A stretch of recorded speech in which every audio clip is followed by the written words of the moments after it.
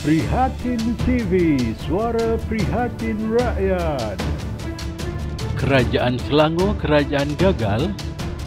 Berita ini dipetik dari Malaysia Today yang memetik dari portal edisi 9 bertarikh 11 Julai 2021. Sultan Selangor duka cita, kerajaan Selangor kerajaan gagal.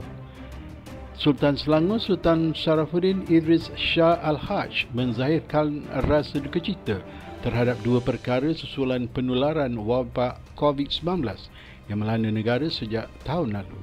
Menerusi satu kenyataan rasmi yang dikeluarkan Istana Alam Shah, Sultan Sharafuddin bertitah, yang pertama, baginda sedih dan kecewa kerana terpaksa memutuskan untuk terus menghadkan fungsi masjid dan surau di seluruh negeri Selangor. Sementara kedua, baginda sedih dan duka cita apabila melihat peningkatan angka kematian akibat wabak COVID-19 di seluruh pelosok negeri Selangor. Baginda begitu memahami luahan hati rakyat dan rakyat umat Islam di media sosial serta menerusi surat yang menggesa agar masjid-masjid di negeri Selangor kembali berfungsi sepenuhnya seperti sedia kala. Sehubungan itu, Sultan Selangor ingin menegaskan bahawa masjid di negeri Selangor tidak pernah ditutup dan bukan sesuatu yang mudah untuk baginda menitahkan agar masjid-masjid menghadkan kehadiran jemaah untuk menunai solat-solat fardu dan solat Jumaat. Sultan Sharafuddin Idris Shah Al-Haj duka cita.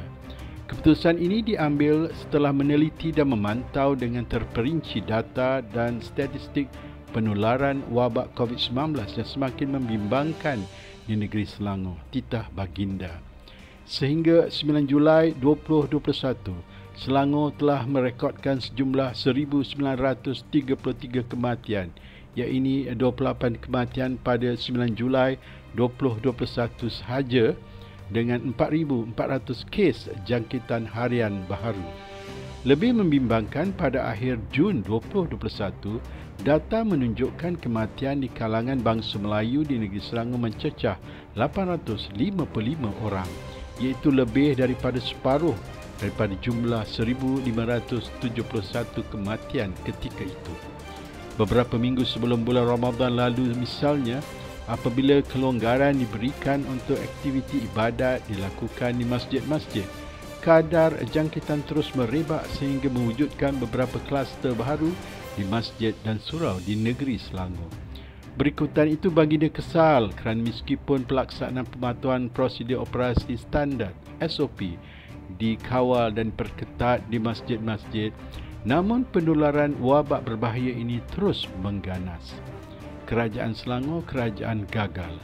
Baginda sendiri tidak sanggup lagi untuk melihat visual-visual memilukan yang memaparkan kesedihan waris keluarga kerana tiada kesempatan menziarahi di hospital dan menghantar jenazah ke tanah perkuburan.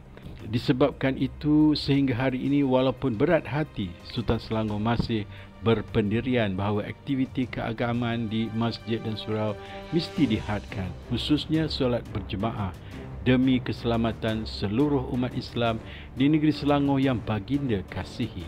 Tegas baginda, kesan daripada penularan wabak COVID-19 adalah berbeza bagi setiap negeri. Justru perbandingan tidak boleh dibuat secara kasar. Apatah lagi Selangor sehingga kini masih lagi merupakan negeri dengan catatan kes baharu dan kematian tertinggi sejak beberapa bulan lalu. Selangor bertukar menjadi war zone. Bagaimanapun, titah Sultan Selangor, sekiranya jumlah kes jangkitan baharu terus menurun dan jumlah peratusan pemberian vaksin berbanding jumlah populasi terus meningkat, insya-Allah masjid dan surau akan kembali dibuka seperti biasa. Sehingga itu terjadi, baginda mahu seluruh umat Islam di negeri Selangor terus menunaikan solat dan beribadat di rumah serta tidak putus memanjatkan doa kehadrat Allah Subhanahu Wa Taala agar menghapuskan wabak berbahagia ini.